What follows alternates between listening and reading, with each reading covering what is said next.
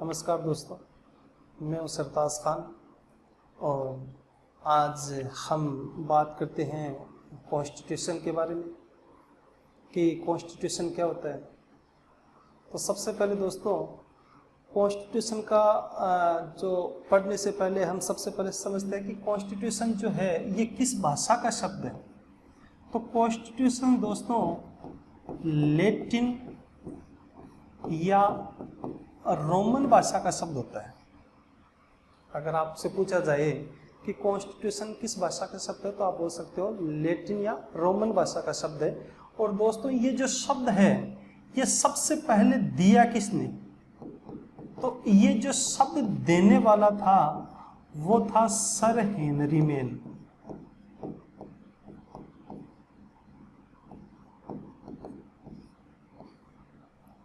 Constitution Latin या Roman भाषा का शब्द है और ये शब्द सबसे पहले सर हेनरी मेन ने दिया था। और इसका अर्थ क्या होता है? तो याद रखना दोस्तों, इसका अर्थ होता है महत्वपूर्ण। इसका अर्थ होता है महत्वपूर्ण विधि यानी कानून। महत्वपूर्ण विधि या कानून को कॉन्स्टिट्यूशन कहते हैं। और कॉन्स्टिट्यूशन को ही हम भारतीय भाषा में हम बोल सकते हैं संविधान। क्या बोल सकते हैं? संविधान। और ये संविधान दो शब्दों से मिलकर बना है, समधन विधान। देखो दोस्तों, समधन विधान। तो सबसे पहले अगर हम बात करें कॉन्स्टिट्यूशन की तो सबसे पहले हमें पता होना चाहिए कि कॉन्स्टिट्यूशन लैटिन या रोमन भाषा का शब्द होता है जिसका अर्थ होता है महत्वपूर्ण विधि, कानून। और ये शब्द जो सबसे पहले सर हेनरी मेन ने दिया था। और अगर हम हिंदी में भारतीय भाषा में इसकी बात करें तो हम इसको बोलते हैं, कॉन्स्टिट्यूशन को ही हम संविधान बोलते हैं। संविधान दो शब्दों से मिलकर बना, सम और विधान, यानी सम का अर्थ समान, विधान यानी व्यवस्था। तो जहां सभी के साथ समान व्यवस्था हो, किसी के साथ भेदभाव न हो, तो संविधान यानी समान कानून व्यवस्था सभी के लिए। तो ये संविधान कहता है। अगर आपको कुछ संविधान की परिभाषा, संविधान किसे कहते हैं, तो आप बोल सकते हो कि कानूनों का वह संग्रह जिसके अनुसार देश की शासन प्रणाली चलाई जाती है। आपको बोलते संविधान किसे कहते हैं तो आप बोल सकते हो कि कानूनों का वह संग्रह जिसके अनुसार देश की शासन प्रणाली चलाई जाती है उसको ही संविधान कहते हैं। तो संविधान का अर्थ क्या होता है कि देश की शासन प्रणाली चलाने के लिए कानूनों का निर्माण करना ही संविधान होता है। दोस्तों, कोई भी देश जो होता है वो गुलाम रह सकता है लेकिन संविधान के बगैर नहीं रह सकता। अगर किसी देश का संविधान ही नहीं है तो उसका चलना लगभग असंभव होता है, चाहे लोकतंत्र हो या राजतंत्र हो, चाहे देश आजाद हो गुलाम हो। अगर गुलाम है तो वो जो हुकूमत कर रहे हैं वो अपने संविधान के अनुसार चलाएंगे, लेकिन जो देश होता है दोस्तों वो संविधान के अनुसार ही चलता है। आजकल राजनीति में आपने देखा होगा, जैसे कोई पार्टी होती है अगर सत्ता में होती है, विपक्ष वाले उस पर ये क्या करते हैं, उस पर बार बार ये इल्जामात लगाते हैं कि ये संविधान के अनुसार नहीं चल रहे। इसका मतलब क्या हुआ कि कोई भी देश होता है ना, सरकार चाहे किसी की होती, गवर्नमेंट किसी की भी हो, लेकिन गवर्नमेंट अपने हिसाब से नहीं चल सकती। बिल्कुल उसको उसी दायरे के अनुसार चलना पड़ता है जो संविधान उसको अधिकार देता है। तो संविधान के बारे में बात करें दोस्तों तो सबसे पहले संविधान के बारे में हमेशा याद रखना कि संविधान लैटिन या रोमन भाषा का शब्द होता है। इसी को हमें भारतीय भाषा में संविधान बोलते हैं, जिसका अर्थ महत्वपूर्ण विधि यानी कानून होता है। तो वे कानून जिसके अनुसार देश की शासन प्रणाली चलाई जाती है उसी को हम क्या बोलते हैं? संविधान बोलते हैं दोस्तों। ओके, उसके बाद अगर हम बात करें आगे संविधान के बारे में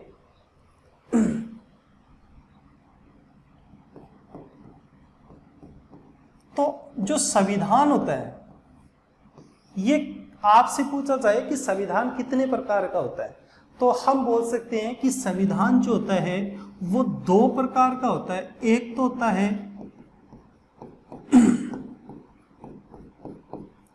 अलिखित संविधान, एक तो होता है अलिखित संविधान और एक होता है दोस्तों लिखित संविधान।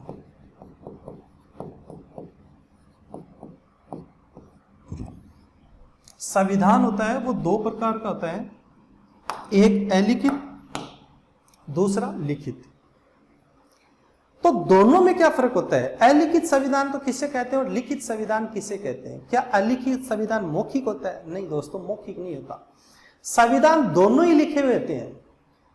अलिखित संविधान और लिखित संविधान दोनों ही लिखित होते हैं, उसके बावजूद एक को अलिखित और एक को लिखित बोलते हैं। ऐसा क्यों? तो लिखित और अलिखित संविधान में क्या फर्क होता है उसको समझो। सबसे पहले कि अलिखित संविधान भी लिखा हुआ ही होता है, लेकिन ऐसा संविधान जो पहले से चली आ रही परंपराओं और रीति रिवाजों पर आधारित होता है। कोई भी ऐसा संविधान जो पहले से चली आ रही जो परंपराएं हैं, जो रीति रिवाज है, वही वहां का संविधान बन जाता है, उसको बोलते हैं अलिखित संविधान। ओके दोस्तों, तो आपसे कोई बोल दे अलिखित संविधान किसे कहते हैं, तो आप बोल सकते हो कि ऐसा कोई भी संविधान या जिस देश का संविधान वहां जो पहले से चली आ रही परंपराएं और रीति रिवाज जो होते हैं उसी पे आधारित होता है, यानी वही जो होता है वो संविधान में बदल जाती है, उसको बोलते हैं अलिखित संविधान।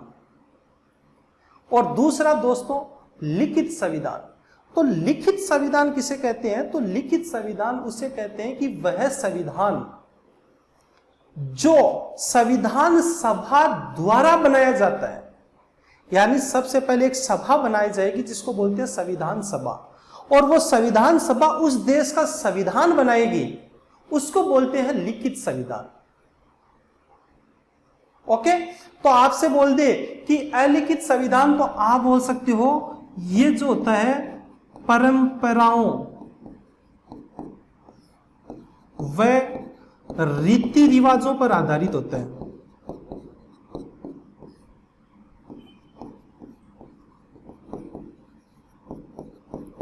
ये जो संविधान है ये परंपराओं और रीति रिवाजों पर आधारित होता है। दूसरा आपको बोल दे लिखित संविधान, तो आप बोल सकते हो कि संविधान सभा द्वारा निर्मित होता है, यानी उसके द्वारा बनाया जाता है। तो संविधान सभा द्वारा बनाया जो संविधान होता है ना, उसको लिखित बनाया था। आप देखोगे कि भारत में सबसे पहले आजादी की मांग थोड़ी उठी थी। सबसे पहले जैसे आप महात्मा गांधी को देख लो, बाल गंगाधर तिलक को देख लो, या कांग्रेस पार्टी भी उस समय थी, उसको देख लो। सबने क्या कहा कि भारतीयों के लिए संविधान सभा का गठन किया जाए। उन्होंने सबने एक ही बात कही थी कि भारतीयों के लिए संविधान सभा का गठन किया जाए। अगर उनको पता था डायरेक्ट हम बोलेंगे भारत को आजाद करो, तो अंग्रेज कभी आजाद नहीं करेंगे। तो उन्होंने क्या कहा, भारतीयों के लिए संविधान सभा का गठन किया जाए। अब आप एक बताओ, भारतीयों के लिए संविधान सभा का गठन किया जाए जो भारतीय बनाएंगे। अब आप ये बनाओ कि जो भारतीय ही संविधान सभा का गठन करेंगे, और संविधान सभा का काम क्या होगा, देश का संविधान बनाना। इसका मतलब क्या हुआ, उन्होंने क्या कहा कि भारतीय ही संविधान सभा का गठन करेंगे, भारतीयों को उसमें लेंगे, तो वो संविधान सभा के मेंबर ही तो भारत का संविधान बनाएंगे, तो भारतीय ही तो अपना संविधान बनाएंगे।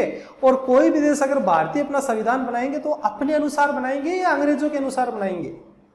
इसका मतलब इनडायरेक्ट रूप से तो भारत स्वतंत्र ही हो गया ना, क्योंकि भारतीय लोग अपना संविधान बना रहे हैं तो वो अपने हिसाब से संविधान बनाएंगे। तो अंग्रेजों का वर्चस्व धीरे धीरे खत्म होगा या नहीं। तो इसलिए उन्होंने कहा कि डायरेक्ट नहीं कहा कि आप भारत को आजाद करो, उन्होंने कहा भारत के लिए या भारतीयों के लिए संविधान सभा का गठन किया जाए। ये कही थी उन्होंने बात, जिसके सदस्य भारतीय हो। तो इनडायरेक्ट रूप से उसका अर्थ यही निकलता है कि भारत की स्वतंत्रता के लिए था वो। डायरेक्ट अगर बोलेंगे तो उनको पता है आजाद नहीं करेंगे। इनडायरेक्ट उसने फिर ये बात कही इन्होंने, चाहे वो महात्मा गांधी हो, चाहे वो बाल गंगाधर तिलक हो, या मोतीलाल नेहरू हो, या कांग्रेस पार्टी हो, सभी ने लगभग यही कहा था कि संविधान सभा का गठन किया जाए। डायरेक्ट रूप से मांग आजादी की वो तो लगभग 35 के बाद उठी थी दोस्तों। ओके, तो देखो संविधान जो होता है वो दो प्रकार का होता है, अलिखित और लिखित संविधान। और अलिखित संविधान में हमने पढ़ा कि वे परंपराओं और रीति रिवाजों पर आधारित होते हैं। जैसे पहले से चली आ रही परंपरा और कोई रीति रिवाज आते हैं, वही वहां का संविधान बन जाता है।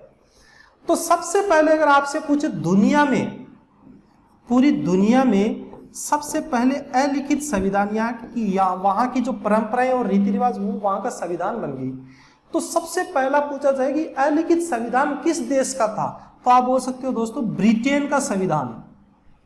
सबसे पहले ब्रिटेन का संविधान था, वो अलिखित संविधान था। ओके, और इसीलिए ब्रिटेन के संविधानों को क्या बोलते हैं कि विश्व के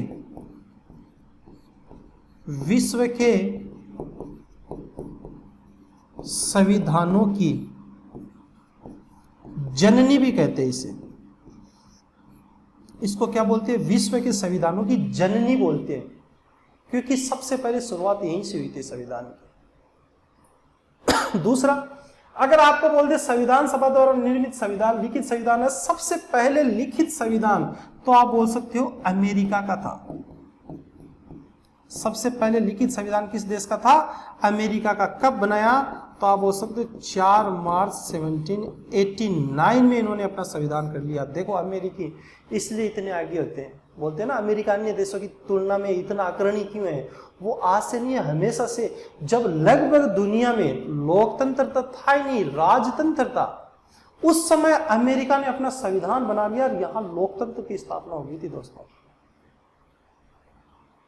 तो देखो भारत 1947 में आजाद हुआ, भारत से लगभग 200 साल पहले वहां पे भारत में जब लोकतंत्र आया था, उससे भी 200 साल पहले अमेरिका में आ गया। तो 200 सालों का गैप दोस्तों बहुत ज्यादा होता है, 2 सदी हो गई। तो सबसे पहले लिखित संविधान तो हम बोल सकते हैं अमेरिका का संविधान, उसका कब गठन हुआ, तो हम बोल सकते हैं 4 मार्च 1789 को। और अमेरिका के संविधान को आधुनिक युग के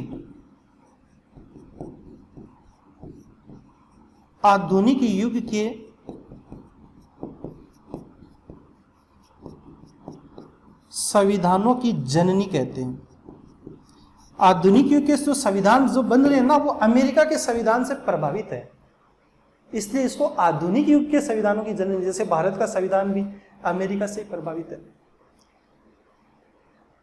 ओके, तो सबसे पहले आपसे पूछा जाए कि लिखित और अलिखित संविधान में क्या फर्क होता है दोस्तों, तो आप बोल सकते हो अलिखित संविधान ऐसा संविधान होता है जो परंपराओं और रीति रिवाजों पर आधारित होता है, और लिखित संविधान वो होता है जो संविधान सभा द्वारा निर्मित या बनाया जाता है। यानी आप अगर कहीं पर भी संविधान सभा का निर्माण करते हो, गठन करते हो, और वो संविधान सभा उस देश का संविधान अगर बनाती है, तो उसको हम बोलते हैं लिखित संविधान। हम क्या बोलते हैं, लिखित संविधान। सबसे पहले लिखित संविधान अमेरिका, भारत का संविधान क्या है, तो हम बोल सकते हैं लिखित संविधान है। क्यों, क्योंकि हमें पता है कि भारत का संविधान संविधान सभा ने बनाया है। संविधान सभा का गठन भी हुआ था, 389 उसमें मेंबर थे। उसके बाद उन्होंने अलग अलग देशों के संविधानों का अध्ययन किया, उसमें काफी कुछ सुधार किया। तो इसका मतलब संविधान सभा द्वारा नहीं तो निर्मित है भारतीय संविधान, तो लिखित संविधान है। अलिखित सबसे पहले ब्रिटेन का था। अच्छा, अलिखित उसके अलावा और भी कई देश होते हैं दोस्तों, याद रखना। जैसे क्वेश्चन आया था उसमें ब्रिटेन तो था ही नहीं, और उसमें था कि किस देश का संविधान अलिखित संविधान है। तो कुछ और महत्वपूर्ण देश होते हैं दोस्तों जिनका संविधान भी अलिखित होता है। जैसे अगर हम बात करें कि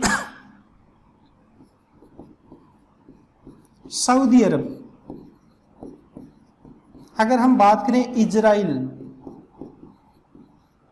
अगर हम बात करें न्यूजीलैंड, कनाडा, तो इनका संविधान भी अलिखित संविधान है दोस्तों, चाहे वो सऊदी अरब हो चाहे इजराइल हो। अब जैसे सऊदी अरब की बात करें तो ये एक मुस्लिम राष्ट्र है, और वहां का जो संविधान है वो कुरान है। तो क्या कुरान लिखा हुआ नहीं है क्या, कुरान तो लिखा हुआ ही है, लेकिन वहां का संविधान कुरान है। इसका मतलब कुरान किसी संविधान सभा ने या किसी लोगों ने मिलकर थोड़ी बनाई है, कुरान तो पहले से ही था। तो पहले से आ रही परंपरा, रीति रिवाज, कुरान में जो भी बातें, वो वहां का संविधान है। तो संविधान सभा ने तो नहीं बनाया ना, पहले से आ रही परंपरा या रीति रिवाज, कुरान पहले से, वही वहां का संविधान हो गया। तो कुरान तो लिखा हुआ है, लेकिन संविधान क्या हो गया, वहां का अलिखित हुआ फिर। और वो जो संविधान है ना, वो लोगों ने नहीं बनाया। कुरान में जो बातें कही है वही वहां का संविधान है। जैसे एग्जाम्पल के लिए सोशल मीडिया पे भी आप देखते हो कि वहां क्या होता है कि हर जो जुम्मा होता है, शुक्रवार जुम्मे की नमाज के बाद वहां कईयों के सर कलम किए जाते हैं। तो ये कुरान में स्पष्ट लिखा है कि अगर किसी का बलात्कार होता है तो वहां उसके लिए कोई रियायत नहीं है। अगर किसी ने किसी का रेप किया तो उसके वही सजा होगी जो कुरान में ली। कुरान में स्पष्ट है, अगर किसी ने किसी का रेप किया है तो उसकी गर्दन काटी जाए।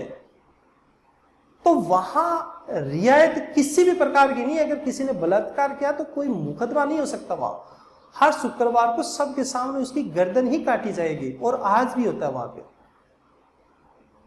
उसी प्रकार वहां कुरान में अगर जैसे किसी ने चोरी कर दी तो चोरी की सजा नाखून, उसके नाखून ऊपर जहरों से खींच लो। तो आज भी वही होता है। अगर वहां किसी ने चोरी की तो उसके नाखून निकाले जाते हैं। तो ये स्पष्ट कुरान में, वहां आंख के बदले आंख, इसका मतलब वहां आज भी वो कानून है। अगर किसी ने आपका हाथ काट दिया तो मुकदमा नहीं होता। वहां मुकदमे में जो सरकार होती है उसको दूसरा वही करना पड़ता है कि वहां ये पैरवी नहीं होती, वकील कर ले, ये वो कर ले, वो सिस्टम नहीं होता। स्पष्ट है, हाथ काट दिया तो आपका हाथ ही काटा जाएगा वापस, आपका पैर भी नहीं काटा जाएगा, आपका हाथ काटा जाएगा। तो ये कुछ कानून होते हैं, तो वो कानून उन्होंने नहीं बनाए, वो कुरान में है वो कानून, वही वहां का संविधान है। सपोज कि भारत एक हिंदू राष्ट्र, हिंदू बहुल्य देश है। अगर यहां महाभारत हो या गीता हो, उसको भारत का संविधान घोषित किया जाए। जैसे महाभारत में आप देखोगे कि महाभारत में कृष्ण ने अर्जुन को उपदेश दिए थे, कुछ बातें बताई थी कि आपको अन्याय के खिलाफ लड़ना चाहे आपका सगा भाई या रिश्तेदार ही आपके सामने खड़े हो, तो वो जो संदेश था वो अर्जुन के लिए नहीं था, वो पूरी मानवता के लिए था। तो महाभारत गीता में आपको जो संदेश मिलेंगे वो पूरी मानवता के लिए ही मिलेंगे। तो अगर उन्हीं को आप भारत का संविधान घोषित कर दो, उसमें सारी चीजें, आप गीता पढ़ो, महाभारत पढ़ो, उसमें सारी चीजें मिलेगी। अगर पापियों के साथ कैसा बर्ताव किया जाए, कैसे अच्छों के साथ व्यापार, जो देश कैसे चलाया जाए, शासन कैसे जाए, सारी चीजें मिलेगी आपको। तो अगर आप उसको, गीता या कुरान को भारत का संविधान घोषित कर दे, तो गीता तो लिखी हुई है, महाभारत भी क्या लिखी हुई है, लेकिन भारत का संविधान क्या लिखित संविधान माना जाएगा क्या? नहीं, भारत का संविधान क्या होगा फिर? अलिखित संविधान होगा दोस्तों। तो इसका मतलब ये समझाने के लिए मैंने एग्जाम्पल दिया कि लिखित और अलिखित, चाहे वो गीता हो, चाहे कुरान हो, चाहे बाइबिल हो। कई ईसाई देश है जिनका संविधान वहां की बाइबिल है, तो वो संविधान अलिखित होते हैं, फिर लिखित नहीं होते। तो ये होते हैं लिखित और अलिखित। हालांकि गीता भी लिखी है, कुरान भी लिखी है, आप बाइबिल भी लिखी है, महाभारत भी लिखी है, सारे लिखे हुए मिलेंगे आपको, लेकिन फिर भी वो संविधान अलिखित ही कहलाएंगे। ओके, तो ये था दोस्तों लिखित संविधान और ये था अलिखित संविधान। ठीक है, उसके बाद आप में से इसका स्क्रीनशॉट लेना चाहो तो ले सकते हो, उसके बाद हम कुछ आगे डिस्कस करते हैं।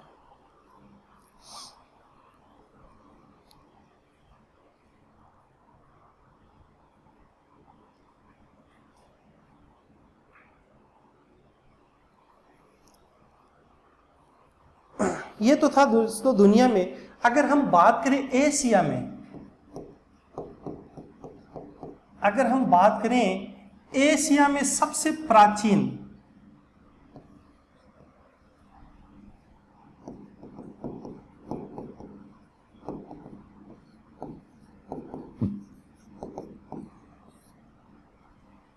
और सबसे नया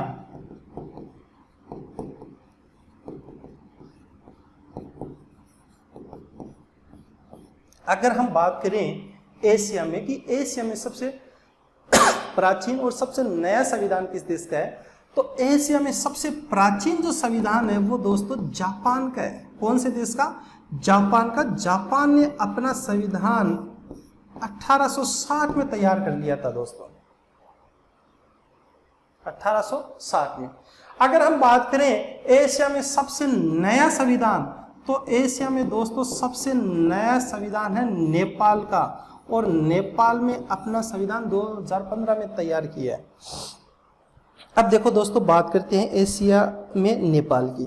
तो नेपाल में क्या इससे पहले संविधान नहीं था नेपाल का भी संविधान था, लेकिन नेपाल ने अपना संविधान बिल्कुल ही अलग, मतलब उसको हटा के नया प्रारूप बनाया है। एक तो था, देखो दोस्तों, संविधान में संशोधन करना, जैसे भारत का संविधान है, हम देखते हैं कि भारत के संविधान में कितने संशोधन, 124 या 125 संविधान संशोधन हो चुके हैं अभी तक। इसका मतलब उसमें कुछ बदलाव कर सकते हैं। बार बार अगर आपको ऐसी जरूरत पड़ती है या आवश्यकता महसूस होती है तो आप संविधान में संशोधन थोड़े बहुत कर सकते हो। एक होता है कि आपने संविधान को ही पूरा का पूरा चेंज कर दिया। तो नेपाल का संविधान इससे पहले था, लेकिन नेपाल को अपने संविधान में कुछ कमियां महसूस हुई, कुछ क्या बहुत सी कमियां महसूस हुई, तो उसने अपने संविधान को पूरा का पूरा ही चेंज कर दिया। इसलिए सबसे नया संविधान आप बोल सकते हैं नेपाल का, यानी सबसे अंत में जो एशिया में संविधान बना है वो नेपाल का है। जैसे एग्जाम्पल की बात करें हम, नेपाल पहले आपने देखा होगा, पहले जीके में भी आता था, और एकमात्र हम बात करें कि दुनिया का हिंदू राष्ट्र कौन सा था, तो उसमें नेपाल का नाम आता था। देखो, भारत धर्मनिरपेक्ष राष्ट्र है अभी भी, हालांकि सबसे ज्यादा हिंदू धर्म की आबादी भारत में ही है पूरी दुनिया में, लेकिन भारत धर्मनिरपेक्ष क्यों है उसकी भी वजह बताएंगे। और नेपाल जो हिंदू राष्ट्र था, तो नेपाल ने 2015 के बाद अपना जो राष्ट्र था ना, हिंदू राष्ट्र, उसको धर्मनिरपेक्ष राष्ट्र बनाया। उसके पीछे क्या रीजन था दोस्तों? क्योंकि जो उसने महसूस किया कि धार्मिक कट्टरता जो होती है वो किसी भी धर्म की हो, उसको स्थान नहीं देना चाहिए देश में। उसको एहसास हुआ कि कोई भी देश हो जो धार्मिक कट्टरता है, उसने देखा कि जहां धर्म विशेष को या जो देश धर्म पे बटे उनका कभी विकास नहीं होता। एग्जाम्पल के लिए अगर हम देखें तो भारत और पाकिस्तान पहले एक ही देश थे। भारत और पाकिस्तान दोनों एक ही देश थे। जब भारत का विभाजन हुआ तो एक पाकिस्तान देश बना जो मुस्लिम राष्ट्र बना था।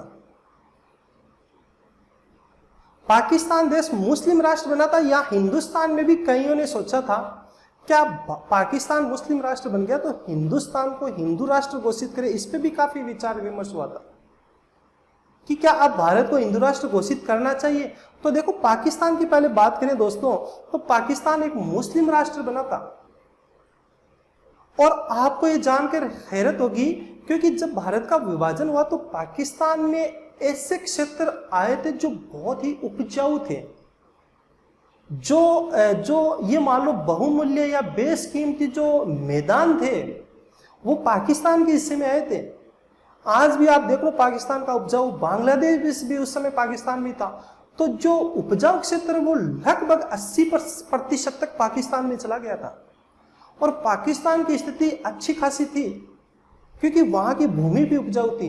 लेकिन पाकिस्तान, यहां तक कि वहां की जो प्रति व्यक्ति आय होती है दोस्तों, आप देखना 80 तक भारतीयों से ज्यादा थी पाकिस्तानियों की प्रति व्यक्ति की आय। लेकिन उसके बाद पाकिस्तान का पतन शुरू होने का कारण क्या था? क्योंकि पाकिस्तान मुस्लिम राष्ट्र बना तो वहां के जो ऐसे संगठन बने जो वहां हावी हो गए सरकार पे, और सरकार को अपने अनुसार चलाने लग गए। तो वहां धार्मिक कट्टरता बहुत ज्यादा हावी हो गई। और अब सरकार वहां इतनी स्वतंत्र नहीं है, अपने हिसाब से फैसले नहीं कर सकती। वो वहां के संगठन जो इस्लाम के नाम पे जो वहां संगठन बने वो हावी रहते हैं सरकार पे। और हावी होने के कारण क्या, सरकार अपना काम सही नहीं कर पाती। वहां फिर धार्मिक कट्टरता आप पाकिस्तान में देख लो, तो पाकिस्तान का पतन का कारण ये है सबसे ज्यादा। तो नेपाल ने इस चीज से सीखा था कि ये जो कट्टरता होती है वो किसी भी धर्म में हो, आप वहां पे आप बेग ही जाते हो, आगे नहीं बढ़ते इतने। उसने ये शिक्षा ली थी भारत से, अमेरिका से। अमेरिका में ज्यादातर बहुल्य ईसाई बहुमत है, फिर भी वहां आप देखो धर्मनिरपेक्ष, दुनिया का सबसे पहला धर्मनिरपेक्ष राष्ट्र अमेरिका बना था। आज से नहीं, कब बना था? 1789 में बन गया था। उस समय भी उनकी समझ यही थी। अब देख लो आप। बात करें भारत की, तो भारत में भी दोस्तों ये मीटिंग हुई थी, बैठक हुई थी संविधान सभा में कि भारत को आप हिंदू राष्ट्र घोषित करो या क्या करो, या धर्मनिरपेक्ष। तो जितने भी बुद्धिजीवी जिसमें जिसमें सारे के सारे मेंबर थे, अंबेडकर भी थे, उसके अलावा और भी थे, कितने भी थे, जो वल्लभ भाई पटेल भी थे, सारे कम से कम 389 थे। सारों ने मिलकर यही निष्कर्ष निकाला कि अगर आप राष्ट्र किसी को भी घोषित करते हो धर्म के नाम पर, तो इससे देश का हित नहीं होता, कभी भी उससे देश का हित नहीं हो सकता। देश क्या होगा, आप उन्होंने दुनिया के एग्जाम्पल देखे थे कि दुनिया में जितने भी देश आप देखो कि जो धर्म के नाम पर उसको घोषित किया गया है, उन देशों की स्थिति देखो आप, वो देश क्या इतने आगे बढ़ पाए हैं क्या? तो सबने कहा नहीं बढ़ पाए। उन्होंने कहा अमेरिका को देखो, अमेरिका धर्मनिरपेक्ष राष्ट्र है, आज अमेरिका अन्य देशों की तुलना में आगे है। तो उन्होंने ये अमेरिका से सीखा था भारत ने। तो इसलिए भारत को हिंदू राष्ट्र घोषित न करके एक धर्मनिरपेक्ष राष्ट्र ही रखा गया था। और आज आप देखो कि भारत जो है दोस्तों, वो विश्व के 8 या 10 जो सबसे शक्तिशाली देश होते हैं उनमें नाम आता है भारत का। और पाकिस्तान आप देखो आज से कितना डाउन हो गया, उसके पीछे रीजन यही था। बाकी पाकिस्तान के पास हर वो सुविधा थी जो भारत के पास थी, लेकिन फिर भी दोनों देशों में इतना फर्क आने का कारण यही था। ये चीज नेपाल ने महसूस की थी। ये जो बात थी ना दोस्तों, नेपाल ने इस चीज को महसूस किया था, इसलिए नेपाल ने कहा 2015 के बाद कि नहीं, अपना देश भी हमें धर्मनिरपेक्ष राष्ट्र बनाएंगे। तब इन्होंने 2015 में नेपाल को धर्मनिरपेक्ष राष्ट्र बनाया था, नए संविधान बनाया था। दूसरा दोस्तों इसमें एक था मधेसी विवाद था।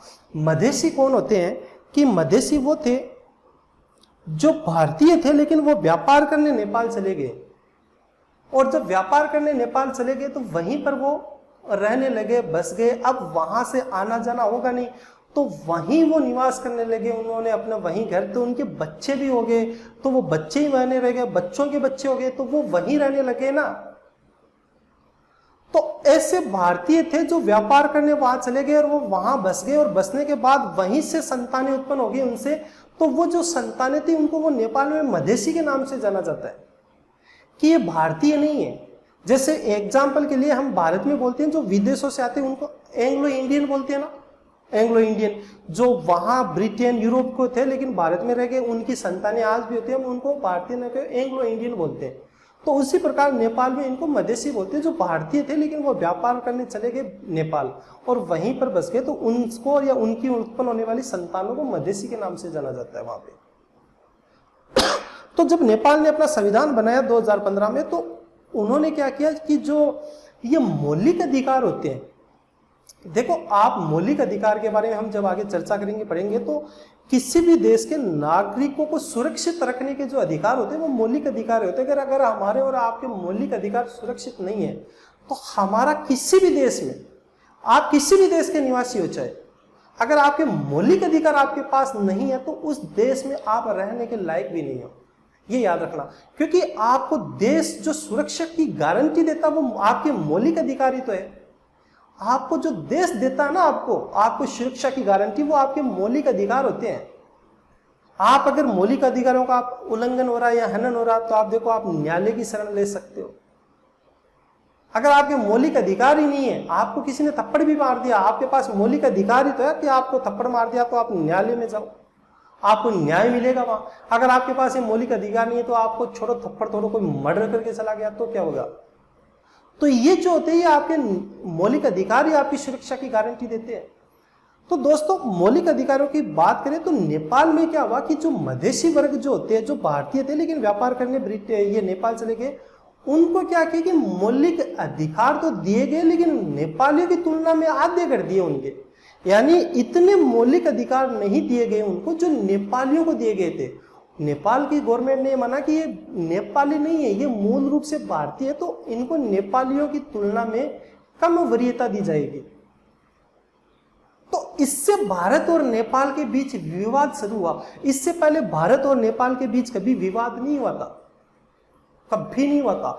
यहां तक कि नेपाल को भारत अपना छोटा भाई मानता है हमेशा से, लेकिन भारत और नेपाल के बीच जो रिश्ते बिगड़ने की शुरुआत हुई वो 2015 से पहले कभी नहीं हुई। 2015 से हुई जब नेपाल का संविधान हुआ तैयार। तो इससे भारत और नेपाल के बीच के तनाव बड़ा। भारतीय ने क्या किया, भारत देश ने इसमें हस्तक्षेप कर दिया कि आप ये नहीं कर सकते। तो नेपाल और ज्यादा चिढ़ गया कि हमारा आंतरिक मामला है, आप इसमें हस्तक्षेप नहीं कर सकते। तो ऐसे दोनों देशों के जो बीच मनमुटाव हुआ था उसकी शुरुआत नेपाल के संविधान से हुई थी दोस्तों। तो ये नेपाल के संविधान कुछ बातें थी जो मैंने आपसे डिस्कस की है। तो अगर हम बातें करें एशिया में सबसे प्राचीन संविधान, तो आप हो सकते हो एशिया में सबसे प्राचीन संविधान जापान देश का है। कब बना, तो आपके सामने 1860। और अगर हम बात करें एशिया में सबसे नवीन संविधान, तो दोस्तों एशिया में जो नवीन संविधान है वो नेपाल का है और ये 2015 में बना था। ओके, उसके बाद अगर हम बात करें कि संविधान जो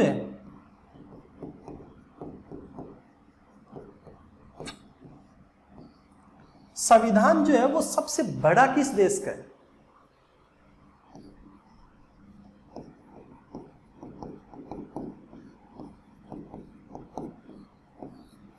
और सबसे छोटा किस देश का है।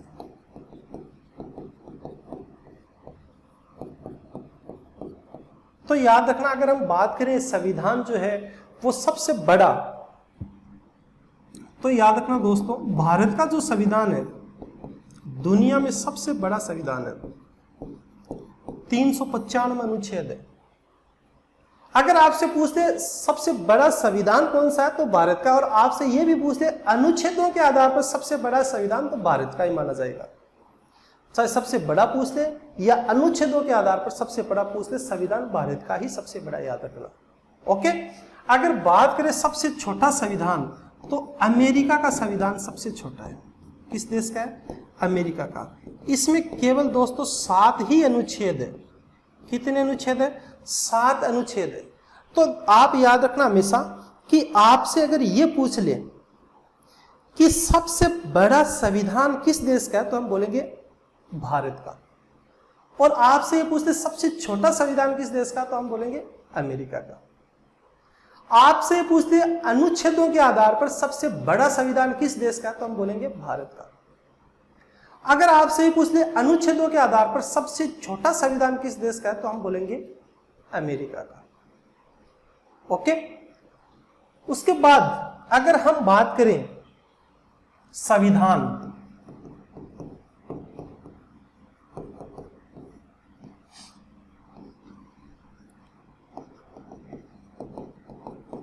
सबसे बड़ा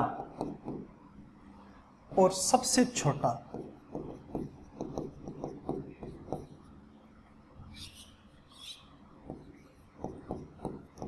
संविधान सबसे बड़ा लेकिन सबसे छोटा भारत, अमेरिका। लेकिन दोस्तों अगर आपको संविधान सबसे बड़ा पूछ ले शब्दों के आधार पर,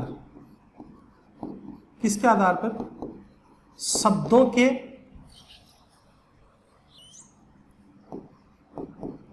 कंडीशन देते आपको, शब्दों के आधार पर। अगर आपको यह बोल दिया जाए कि शब्दों के आधार पर सबसे बड़ा संविधान, तो आप बोलोगे भारत का संविधान। और भारत के संविधान में याद रखना दोस्तों 1 लाख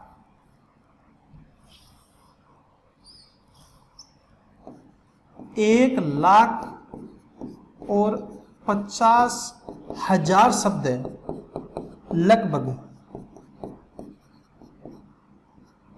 लगभग कितने शब्द है दोस्तों, 1,50,000।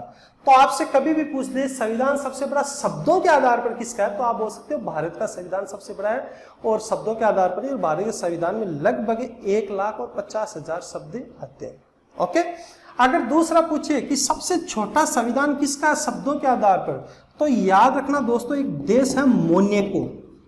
ये यूरोप में आता है। यूरोप में एक देश है, उसके 3,814 शब्द है उसमें। उसका जो संविधान है उसमें 3,814 शब्द है। तो संविधान सबसे बड़ा और सबसे छोटा, लेकिन अगर शब्दों के आधार पर पूछे तो सबसे छोटा संविधान है वो मोनेको देश है, उसका है।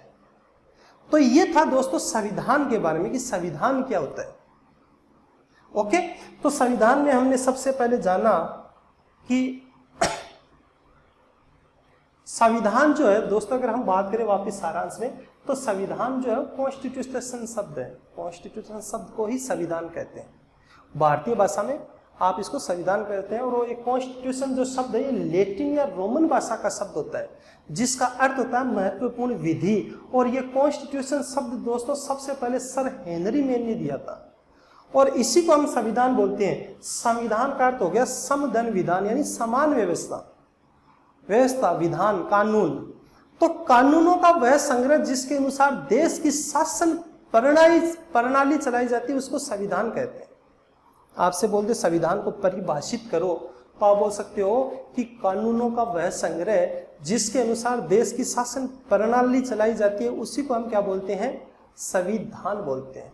अगर हम बात करें कि संविधान कितने प्रकार का होता है, तो आप बोल सकते हो संविधान दो प्रकार का होता है। एक तो होता है अलिखित और दूसरा होता है दोस्तों लिखित। आपसे कोई पूछे अलिखित संविधान, तो आप बोल सकते हो कि वह संविधान जो परंपराओं और रीति रिवाजों पर आधारित संविधान होता है। वह संविधान जो परंपराओं व रीति रिवाजों पर आधारित संविधान होता है, वो संविधान सभा द्वारा बनाया नहीं जाता, उसको बोलते हैं अलिखित संविधान। आपको बोलते हैं दुनिया का सबसे पहले अलिखित संविधान, तो आप बोल सकते हो ब्रिटेन का था। ये सबसे पहला अलिखित संविधान था, इसलिए ब्रिटेन के संविधान को विश्व के संविधानों की जननी भी कहते हैं। उसके अलावा और भी कुछ महत्वपूर्ण देश है जिसके संविधान अलिखित होते हैं, जैसे सऊदी अरब है, कनाडा है, इजराइल है, न्यूजीलैंड है, ऐसे। उसी प्रकार अगर हम बात करें लिखित संविधान, तो हम बोल सकते हैं लिखित संविधान किसे कहते हैं, तो हम बोल सकते हैं कि वह संविधान जिसे बनाने के लिए संविधान सभा बनाई जाती है, और वह संविधान सभा ही उस देश का संविधान बनाती है, फिर उसको बोलते हैं लिखित संविधान। तो सबसे पहला लिखित संविधान किस देश का था, तो हम बोल सकते हैं अमेरिका का संविधान। यह सबसे पहला लिखित संविधान था दोस्तों। ओके, उसके बाद अगर भारत के संविधान की बात करें तो भारत का संविधान भी लिखित है। उसके बाद अगर हम आगे बढ़ते हैं तो आगे हम बात करते हैं कि ठीक है हम पढ़ते हैं, लेकिन एशिया की बात करें तो एशिया में सबसे पहला संविधान जापान ने बनाया था 1860, और एशिया का सबसे जो नवीन संविधान बना है वो दोस्तों नेपाल का है, 2015 में बना है। ओके, उसके बाद अगर हम बात करें कि संविधान जो होता है वो सबसे बड़ा और सबसे छोटा किस देश का है, तो हम बोल सकते हैं सबसे बड़ा संविधान है अमेरिका का संविधान, सबसे बड़ा संविधान है भारत का संविधान, और सबसे छोटा संविधान है अमेरिका का। अगर अनुच्छेदों के आधार पर भी पूछा जाए तो भी सबसे बड़ा संविधान भारत का संविधान है जिसमें 395 अनुच्छेद है, सबसे छोटा है अमेरिका का जिसमें 7 ही अनुच्छेद है। ओके, लेकिन अगर आपसे ये पूछ ले कि शब्दों के आधार पर सबसे बड़ा, तो हम बोल सकते हैं शब्दों के आधार पर भी सबसे बड़ा तो भारतीय संविधान ही है। 1,50,000 शब्द आते हैं इसमें लगभग। लेकिन सबसे छोटा अगर पूछ ले तो आप बोलोगे मोनेको देश है जो यूरोप में आता है, उसमें 3,814 शब्द होते हैं। ओके दोस्तों, तो ये था संविधान, कि संविधान क्या होता है। उसके बाद में दोस्तों आगे के क्लास में हम पढ़ेंगे कि भारत का संवैधानिक इतिहास, कि भारत का संविधान कैसे बना, उसका इतिहास क्या था। तो ये बड़ा ही दिलचस्प टॉपिक है दोस्तों। आपको अच्छा लगेगा भारत का संविधान कैसे बना ये जानकर, ये पढ़कर, ये सुनकर। तो इसके लिए आप अगली क्लास में मेरे साथ जरूर जुड़े दोस्तों। तो तब तक के लिए दोस्तों जय हिंद।